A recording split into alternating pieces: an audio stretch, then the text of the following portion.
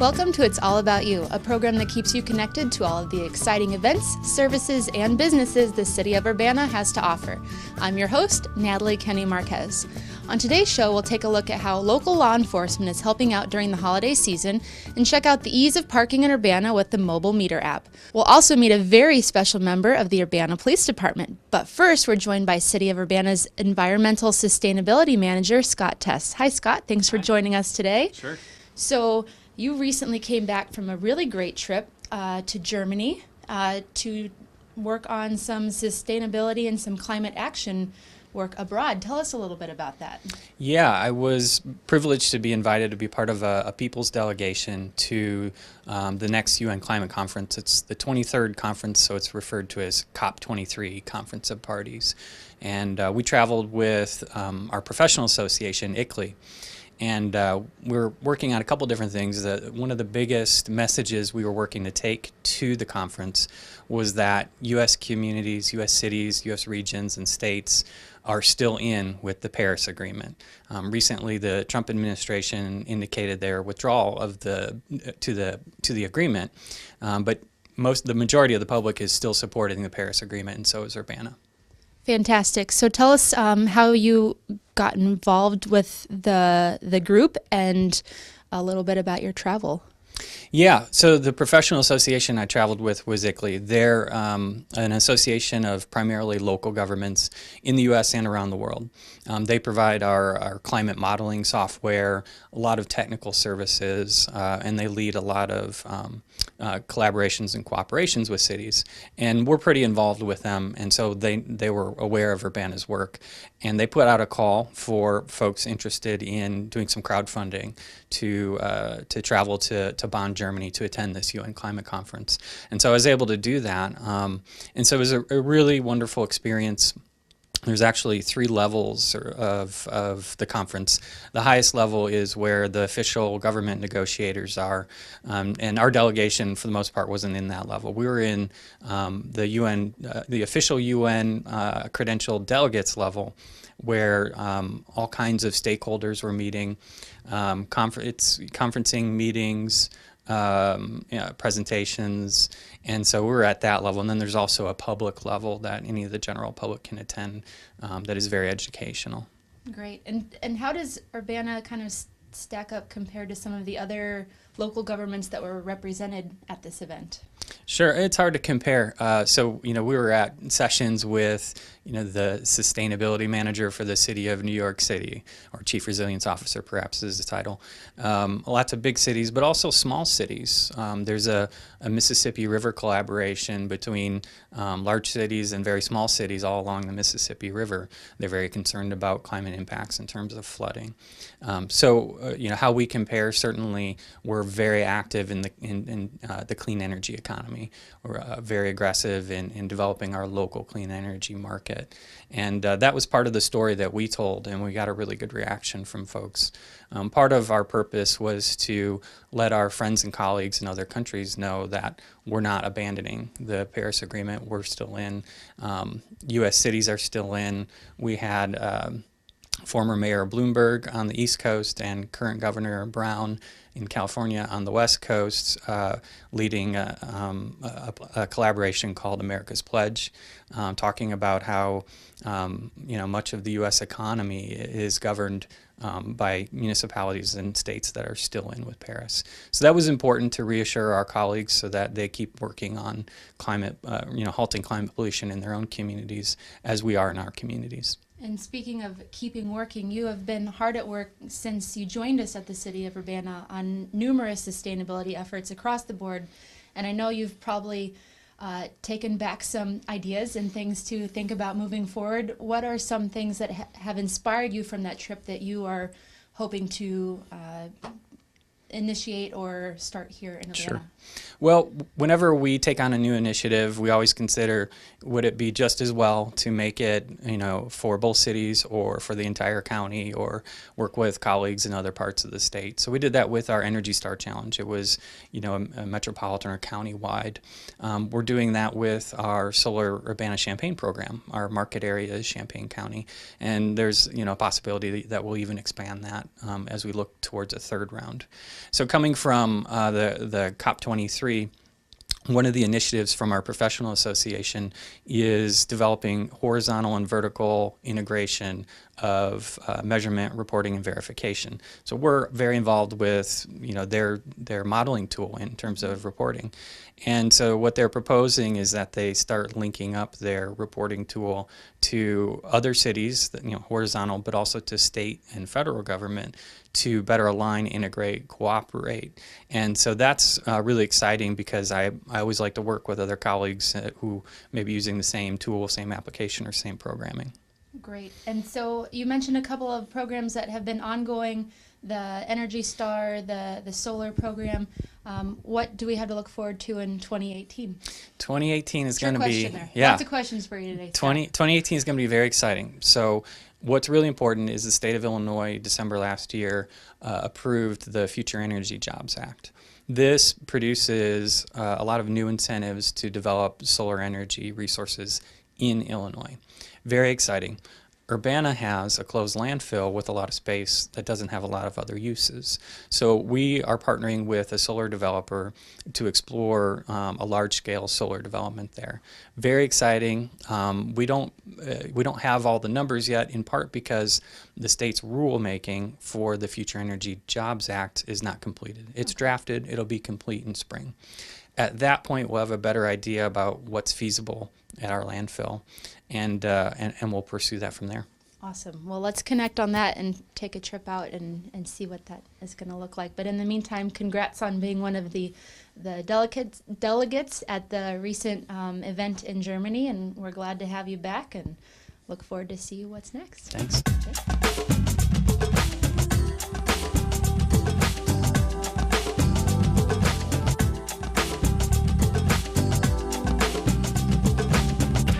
And we're back with It's All About You, and we are on site today at Farm and Fleet in Urbana and joined by Officer Oliver Marquez. Thank you for joining us today.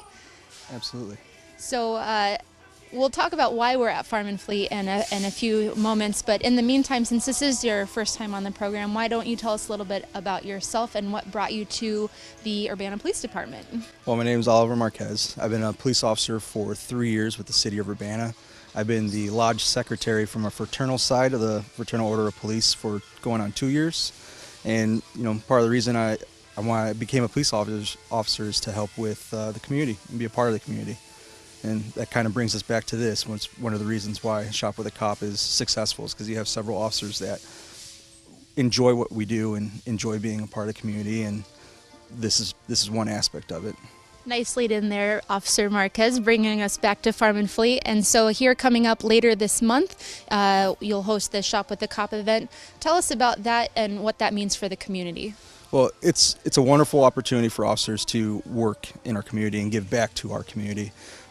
Every year, our Fraternal Order of Police, our Lodge Illinois 70, solicits donations from the community members to help us bring at least, I think it's close to about 100 kids each year to Farm and Fleet to either get clothing for the winter, clothing for school, needed supplies that they need, and especially some toys. The smiles they get when they select the toys that they want and they know they're going to get for Christmas, it's outstanding. And so how many officers participate, and how does the day or the evening work? We work in since Urbana has 12-hour shifts, we have 2 separate nights, so each officer on different shifts is able to come and help out. So each night we take about 50 kids here and give them around $200 each to select clothing, toys, and that nature. And then we also give them get pizza and drinks afterwards, so they can have a little bit of food before we send them home with all their toys and all their stuff. Awesome. So a really nice event for the families and for the community. And if folks are watching this and want to participate in the event, perhaps by a donation or to sponsor a family or something like that, how can they reach out and do that? They can reach out to the Fraternal Order of Police, the Urbana Police Department. They can just contact us and someone will be able to get them in the right direction. But yes, we'd always need assistance to try to help more families or provide a better experience for each of the families. Fantastic. Well, thank you so much for joining us today, Oliver, and for your service and dedication to the city of Urbana. We appreciate it. Thank you very much.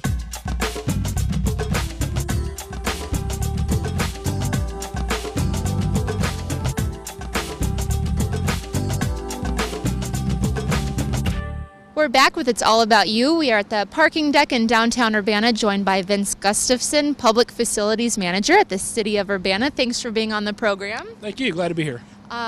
So the parking deck in downtown Urbana is a great place to park to visit all of the restaurants and businesses, especially this holiday season when we encourage everyone to shop local. But there will be a few small changes to the parking deck. Tell us about what our visitors can expect.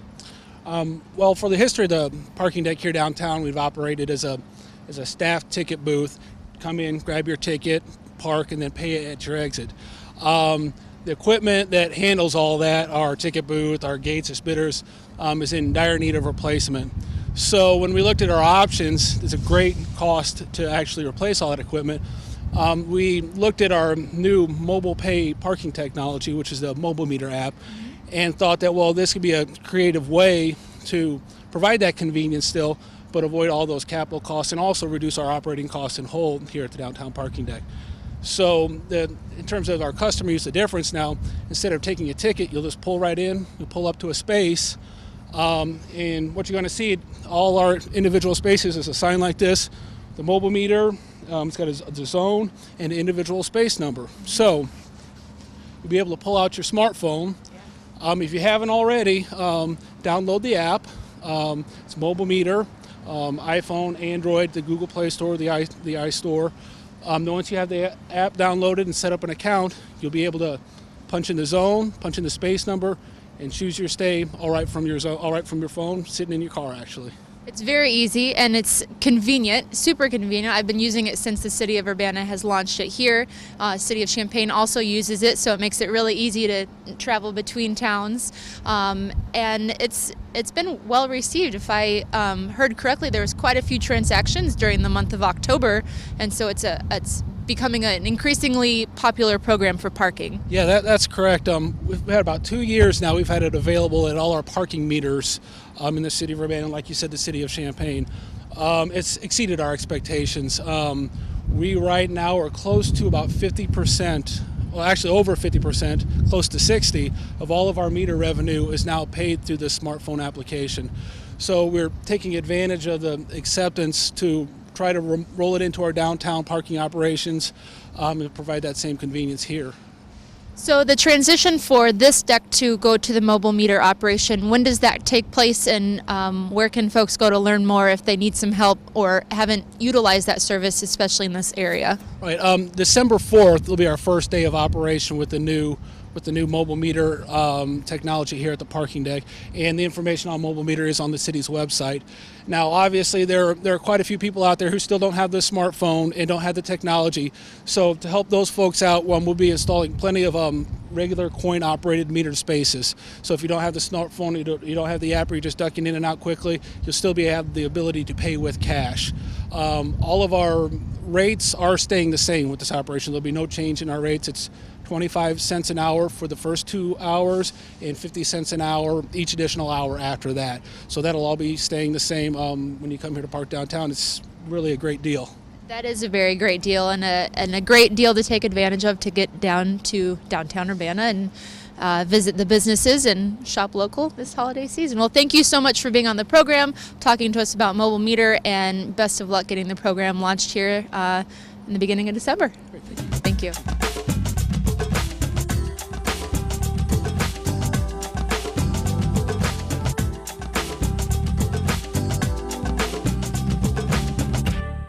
And we're back with It's All About You, and we are joined today by Officer Sarah Links and Axel. Thanks for being on the program today. Thank you for having us. So I don't believe you've joined us on It's All About You before, so I thought maybe we'd first start by getting to know a little bit about you and what has brought you to the City of Urbana in the police department. Okay, I've been with the city for almost 11 years. I've actually always wanted to be in law enforcement, and when I started here, I wanted to college town because it just offers a lot of variety in people, a lot of different places, and so that was what brought me to Urbana, and it's great. It's been a great experience. And your role has changed just a little bit with the police department as of recently, and because now you have a partner. Can I say partner in crime? Yes, partner in crime. Yes. Tell us a little bit about the training that you just went through, which I know was pretty intense, and then welcoming a new friend to the department. This is Axel. He is a year and a half old. He is a Belgian Malinois German Shepherd mix. He came from Hungary. Went from Hungary, they're selected, they're brought to kennels in Pennsylvania. And then our training is in Danville. The city contacts the trainer in Danville, who's Tony Pyatt, and he goes over and selects dogs based on what the department's wanting. And so then I hadn't even met Axel. First day of class, I actually was able to meet him. And so, you expect, a puppy, and it was a bundle of fur, it was a tornado. And so, yeah, he did 3 weeks of intensive training before I got him, which teaches him how to do drug work, tracking. And then I joined him for 4 weeks of intensive training. And it's 4 weeks of training, bonding, everything that, you try to incorporate. It's very time consuming, but very rewarding. Excellent. And so what are some of the things that you might get called out for with Axel? What type of services will he be offering the city of Urbana or even the surrounding communities? He, obviously, like what you see on TV, he does the drug work. So, if there's drugs in a car or a locker or a building or a room, we can be called out to detect those. Also, he's trained in tracking. With that, you have somebody wander away, a small child wander away. Mm-hmm. You have somebody wander away from an accident who maybe has a head injury, they don't know, where they're at. You have an elderly person wander away, especially with, Alzheimer's, dementia, things like that. He actually is trained in following ground disturbance and air scent, and what he does is then he will track their scent or their ground disturbance and help us find them. Fantastic. And I know as we were getting set up, he was super excited about the ball that you had in your pocket, and so I'm assuming there's certain training exercises and commands that you use to help him out. Yeah, with his ball, the ball is a lot for obedience, things like that. He also gets other rewards for when he finds his drug work or things like that. And it's not what people think they are. They think the typical reward is he gets a dog biscuit. His is he gets a tug, or he gets a rolled up dish towel. And those are my favorite rewards too. That's my favorite too, except I have to wash them and roll them. But that's their reward, and it's funny to think something so little can drive something in them. Right. But one, it helps keep the weight off, and things like that. Are there other law enforcement agencies in our area that have dogs like Axel? Yes, Champaign County Sheriff's Department just got a new dog, Lasan, and he trained with us. Champaign City got a new dog as well, and his name's Sato. And then Champaign also has another dog who's been on the street. University of Illinois has a dog, and I think Champaign County also has 2 other dogs, and then the county just got a new bomb dog that works at the courthouse, and he detects explosives, and there's another U of I explosive dog. So he does not detect explosives, and those dogs do not detect narcotics. Got it. Yes, I see. And they're incredibly social dogs. They're trained to do what they do when they do it, but other than that, we highly encourage people not to come up and pet them just because it looks aggressive towards handlers and things like that, and the dog might react. Right. Like any other dog would protect, but yeah, for the most part, the dogs are actually, especially the Urbana dog is, we try to keep them somewhat friendly, and social. That way they can go into the schools, they can, go to do demonstrations. Awesome. Are there any tricks that Axel wants to show us today? Lots. Aus. Break. Oh, that's nice. So he's, and dogs are taught in foreign languages. Okay. And that's because of what they're used to. And so I've also had to learn a couple of different. I was going to say, I think you were speaking another language. Yeah, I was. And so then I've told my personal dogs at home a few times, something, and they kind of look at me like, that is not a command I've ever had before, Mom. That's awesome. Well, thank you for joining us today and introducing us to Axel. It's a very handsome-looking dog, and we look forward to seeing him around, and we appreciate your service and dedication to the city of Urbana. Thank you so much. Thank you for having me.